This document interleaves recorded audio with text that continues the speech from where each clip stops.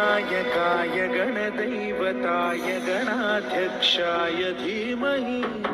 गुणशरीराय गुणमण्डिताय गुणेशानाय धीमहि गुणातीताय गुणाधीशाय गुणप्रविष्टाय धीमहि एकदन्ताय वक्रतुण्डाय गौरीतनयाय धीमहि